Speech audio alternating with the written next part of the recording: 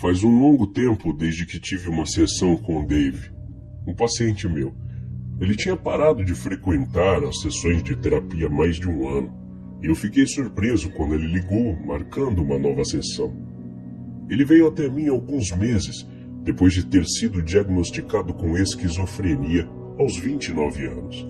Sua parceira tinha compartilhado, através de um véu de lágrimas, sobre como a qualidade de vida dele tinha sido deteriorada nos últimos 2 anos. Ela começou a ficar alarmada quando ele começou a deixar de lado sua higiene pessoal, suas vestimentas, não se importando mais sobre como aparentava para outras pessoas. Ele tinha insistido que estava bem, mas depois se afastou de seus amigos e familiares. Dave conversava apenas com ela e eventualmente começou a ignorar e negligenciá-la também. Ele perdeu o emprego e gastou a maior parte dos dias enfurnado no quarto, resmungando baixinho ou falando alto com ninguém. Ele não falava para ela com quem estava conversando.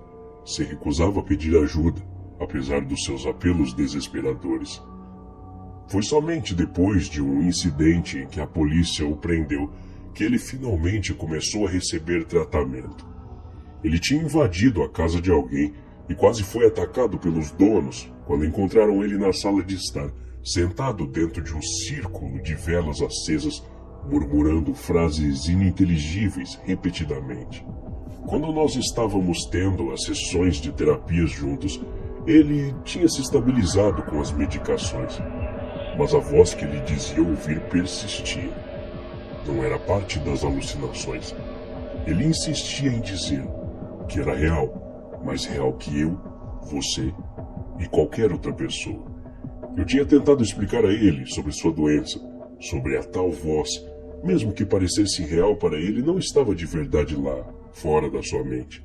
Tentei conversar sobre como a esquizofrenia causa essas alucinações vívidas, mas nada convencia ele de que a voz era apenas um sintoma. Nos primeiros 2 meses depois das sessões de terapia começarem, sua parceira o deixou. Ela não conseguia acompanhar sua deterioração e temia que ele se tornasse violento. Esse é um estigma infortuno que pessoas tendem a ter sobre pacientes esquizofrênicos. Só que, na verdade, eles são mais propensos a serem vítimas do que agressores. Continuei a ver Dave por um período de cerca de 6 meses, mas um dia ele apenas parou de frequentar a terapia. Ele disse que tinha encontrado outro terapeuta. Eu não implorei. Afinal, nem todos os terapeutas combinam com seus pacientes. E fiquei feliz que ele tinha encontrado outro que o entendia, que poderia realmente o ajudar.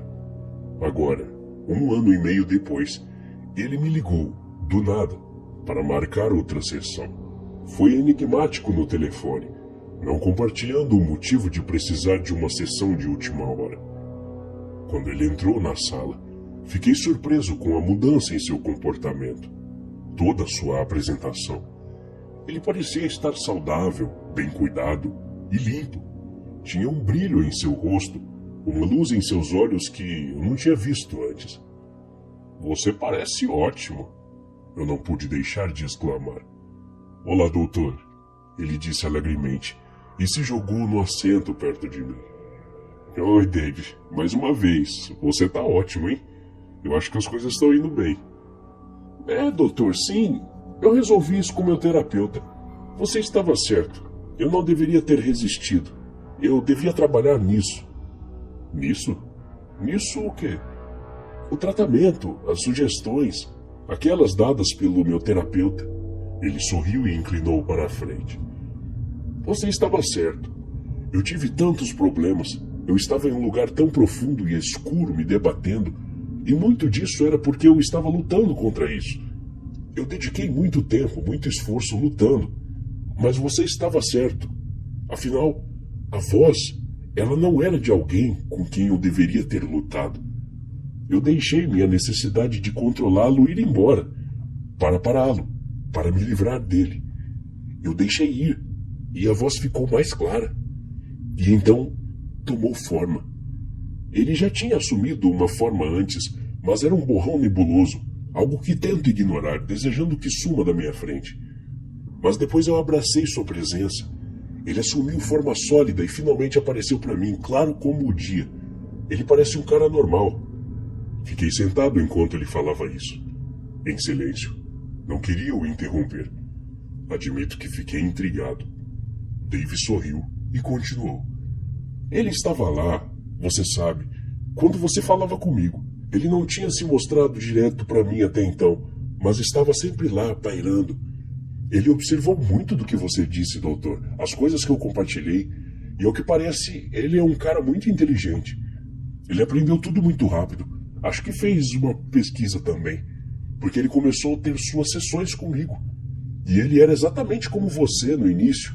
O modo como ele me guiou através dos meus sentimentos, meus pensamentos. Comecei a compreender. O terapeuta que ele tinha encontrado era uma alucinação durante todo esse tempo. Isso era uma coisa inédita, pelo menos em meus anos de experiência. Para um paciente alucinar com um terapeuta que então efetivamente o guiou para uma melhora da saúde mental, isso era incrível. Me esforcei para manter minhas expressões sob controle enquanto ele falava. Funcionou, mais ou menos. Consegui resolver várias coisas. No ano de terapia que tive com ele, ele evoluiu também. Começou a usar técnicas que você não tinha feito comigo. Então acho que ele realmente fez muitas pesquisas, muitas tentativas e erros. Tá, então peraí, Dave. Quando você disse que tinha encontrado outro terapeuta, você se referia a ele? A voz que você estava escutando é o cara que você começou a ver, é isso? Eu não queria minimizar o ponto de vista do meu paciente, as crenças dele. Tive o cuidado de não chamar sua alucinação pelo que de fato era, uma alucinação. Não nesse momento. Isso só o afastaria. Ele apenas concordou com a cabeça. Então, você começou a ver esse homem, né? Ele tem nome? O nome dele é Jones. Tá, então você está se tratando com o Jones, que tem feito terapia para você, e você se sentiu melhor desde então, certo? Sim, ele é incrível. Eu trabalhei muito minha mente, e ele está sempre lá comigo. Não somente nas sessões, ele está do meu lado a maior parte do tempo. Se certifica de que eu cuide de mim mesmo. Ele capta minhas ações inúteis, os pensamentos negativos. Bem, ele não consegue realmente ler minha mente, pelo menos não a maior parte do tempo. Mas ele percebe os olhares no meu rosto, quando estou triste, com raiva, ansioso, confuso, seja o que for. Ele percebe esses humores, me pergunta sobre os meus pensamentos e ainda faz terapia no local. É incrível como essa terapia é eficaz, 24 horas por dia e 7 dias por semana. David disse, completamente feliz. Eu não sabia o que dizer. Fiquei perplexo, hipnotizado e totalmente grato por fazer parte dessa situação. Foi como o sonho de um psicólogo ter um caso tão interessante como este. Eu amo casos complexos, sintomas bizarros, e isso superava tudo que eu já tinha lido. Isso não quer dizer que eu não me importo com meus pacientes como pessoas. Tenho muita empatia e compaixão por todos, mas muitas vezes fico intrigado com o funcionamento de algumas pessoas. E isso era fascinante. Eu resolvi então perguntar. Dave, o Jonas está aqui agora? Sim, ele está. Por falar nisso, ele está observando você. Ah, e ele acabou de dizer para eu te falar que ele não está te olhando de uma forma estranha. Ele está apenas tentando ter uma noção de você e seja o que for o que está rondando ao seu redor. Meu sorriso endureceu um pouco e de repente senti uma pontada de nervosismo. A coisa que está me rondando? Sim, doutor. Isso me leva ao porquê de eu estar aqui hoje. O Jonas, ele gosta do seu trabalho, do que você faz com seus pacientes. Acho que ele anda com você às vezes, verificando suas sessões com outros pacientes, aprendendo com você. É parte de suas pesquisas e desenvolvimento, eu acho. Eu fiquei confuso e um leve desconforto começou a surgir. Ele queria que eu viesse aqui hoje para falar com você sobre um cara, alguma coisa que ele vê junto com você. Ele tentou falar com você, mas você não consegue ouvir e nem ver ele. Eu não sabia o que dizer.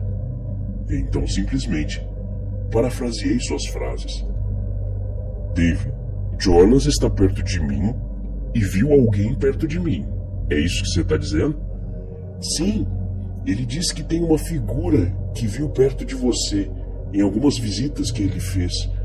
Ele está preocupado. Eu sabia que toda aquela história estava apenas na cabeça de Dave, mas não pude deixar de sentir como se ele tivesse jogado água gelada pela minha espinha. Estremeci involuntariamente e tentei esconder essa sensação, falando rápido. Ele viu alguém aqui comigo em alguma das vezes que esteve aqui e agora ele está preocupado? Sim. Espere. Ele está falando para te dizer. Ok. Aparentemente ele pode sentir suas auras, outras como ele. Ele diz que a figura perto de você emana alguma coisa sinistra. Parece escuro. Existe alguma coisa muito errada. Eu não consegui suprimir a sensação de medo naquele momento. Tentei falar o mais calmo que pude. Isso está me assustando, Dave. Não te vejo há 1 ano e meio e você vem hoje para me falar do seu amigo, seu terapeuta Jones, que só você pode ouvir e ver, e também vem me falar sobre uma figura, um ser maligno que está próximo de mim? Eu sinto muito, doutor, por isso. Deve ser muito perturbador para você, muito assustador. Eu sei como soa. Mas Jones gosta de você. Ele quer te manter seguro. Deus. Ele disse que a figura está aqui agora. Afastei minhas emoções, tentando me manter calmo, e perguntei. Você vê isso também? Não, eu só consigo ver Jones. Nós estamos conectados. Essa coisa só o Jones consegue ver. E o que o Jones vê? O que ele diz ver exatamente? Dave parecia estar ouvindo atentamente. Então seu rosto mudou, assumindo uma expressão de ansiedade cada vez maior. Ele disse que a coisa está no seu ombro agora, encostado nele, alguma coisa assim. Ele não sabe dizer exatamente. Todo o meu cabelo se arrepiou. A pressão gelada em volta do meu pescoço pareceu aumentar. Tive uma necessidade repentina e quase irresistível de correr.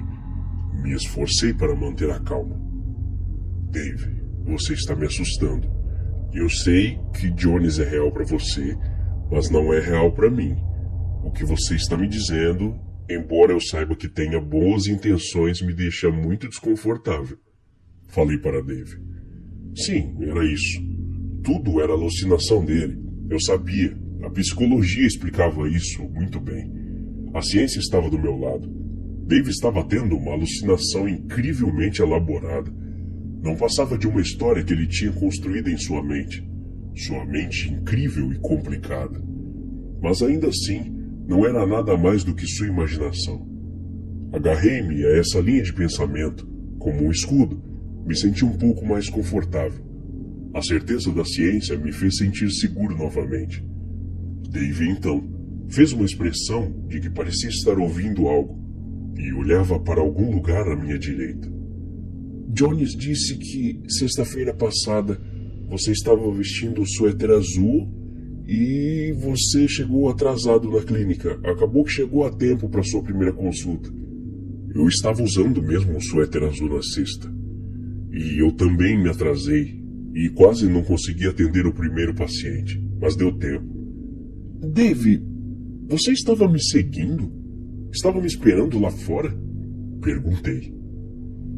Dave parou por um momento, olhando novamente para o vazio perto de mim.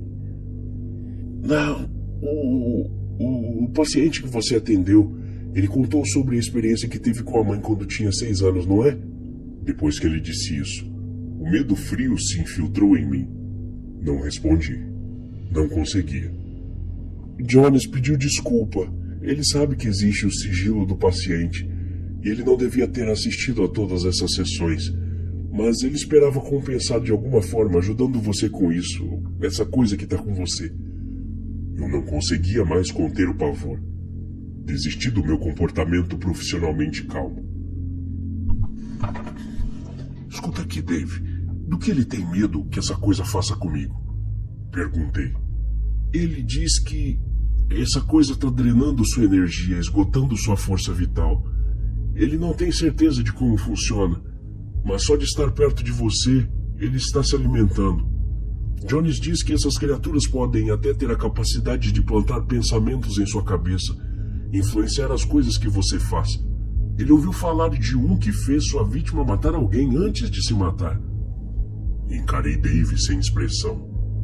Jones diz que poderia tentar pegar essa coisa e fazer ele ir embora, mas ele não tem certeza se vai funcionar. E o que ele pode fazer? Perguntei. Ele disse que poderia ficar com você por um tempo. Ele quer saber se você deixaria entrar, deixar ele se mostrar para você. Ele pode te orientar sobre o que fazer. Aparentemente, essa figura que está com você se alimenta da sua energia quando você não está focado, distraído, quando sua mente está frágil. Jones quer estar com você para monitorar quando isso acontecer e te manter focado, forte e com clareza de pensamento, assim como ele fez comigo. Ele acha que eventualmente, se você estiver sendo consistentemente decidido, lúcido, essa figura vai embora e vai ter que procurar outro alvo mais fácil. Eu não pude deixar de dar uma risadinha sarcástica. Dave, ele pode aparecer para mim? Como assim? Sim, Dave disse. Eu não quero perder ele, claro, mas acho que posso ficar sem ele por alguns dias para te ajudar. Você estaria disposto a isso? A conversa estava saindo do controle. Sem saber o que dizer, apenas balancei a cabeça. Dave acenou também em resposta e fechou os olhos. Quando ele os reabriu, perguntou: Você consegue vê-lo agora? Com medo, me virei para olhar em volta da sala. Uma onda de alívio percorreu meu corpo quando percebi que não via ninguém. Eu tinha entrado nas alucinações e ilusões de Dave, de alguma forma acreditado em suas histórias, caindo na história que sua mente tinha criado. Era ridículo. Eu era um profissional, um psicólogo. A tensão saiu do meu coração quando me voltei para Dave. Retomei minha postura profissional anterior e falei: Dave, não existe ninguém aqui. Eu não vejo ninguém aqui, também não escuto ninguém. O rosto de Dave ficou decepcionado. Você não consegue sentir ele? Ele está aqui, ele está olhando para você. Eu não consigo, Dave. Ele é seu. Ele é o que você vê. Eu não consigo ver ele. Os outros também não conseguem ver. Mas acredita em mim, ele está aqui de verdade. Talvez demore um pouco para você ver, talvez funcione diferente para você. Eu e ele estamos naturalmente em sintonia. Talvez com você não seja o mesmo comprimento de onda, sei lá. Balancei a cabeça, não querendo decepcioná-lo demais. Dave, a nossa hora está quase acabando. Obrigado por ter sido honesto e aberto comigo. Eu gostaria de convidar você novamente para outra sessão em breve. Tudo bem? Dave parecia triste, mas concordou em marcar outra sessão em alguns dias. Ele parecia certo de que eu seria capaz de ver sua verdade em breve. Misturado ao meu alívio, também senti uma tristeza profunda e pesada ao me despedir dele. Ele estava muito doente ainda. Estava preso em suas ilusões, delírios e alucinações, cada vez se tornando mais fortes, muito mais fortes do que quando nos conhecemos. Ele estava acreditando tanto que tinha até me contagiado. Eu não tinha certeza do que podia fazer por ele, a não ser continuar sugerindo que ele revisitasse seu psiquiatra para ajustar as medicações. Me senti incrivelmente esgotado depois daquela sessão agitada com Dave. Passei pelas sessões restantes com os outros pacientes e, com satisfação, entrei no meu carro no final daquele longo dia de trabalho. Estava quase dormindo no volante, mas consegui chegar em casa em segurança com a ajuda de um heavy metal no rádio. Finalmente, eu poderia relaxar e comer meu jantar em frente à TV. Foi quando eu estava colocando meu jantar no micro-ondas que vislumbrei um movimento à minha direita. Eu me virei e dei um grito. Meu coração disparou. Tinha um homem lá, vestindo um blazer bege, uma camisa cinza e jeans. Ele tinha cabelos despenteados, olhos castanhos e pele envelhecida. Naquele momento, Ele começou a me olhar preocupado. Eu realmente sinto muito por ter assustado você. Eu não tinha certeza de como poderia aparecer para você. O homem disse. Quem é você? Sai da minha casa! Gritei, lutando para pegar meu celular. Eu sou Jones. Ele disse, em uma voz tão clara quanto a ruga em sua testa. Eu gaguejei. Eu não sei que tipo de piada de mau gosto você está fazendo, mas... Ouvi alguma coisa na minha porta da frente, antes que ela se abrisse. Eram os auxiliares do manicômio, de novo, que entraram aos tropeços. Eu precisava ser controlado. Afinal, um paciente agressivo precisava ser amparado com urgência. Fui sedado e acordei aqui, no meu leito mais uma vez. Me disseram que tive mais um ataque de pânico, com aquela mesma história de Jones e Dave. Enfim, não sei muito bem quando tudo isso começou, mas foi o motivo de eu ter perdido toda a minha carne.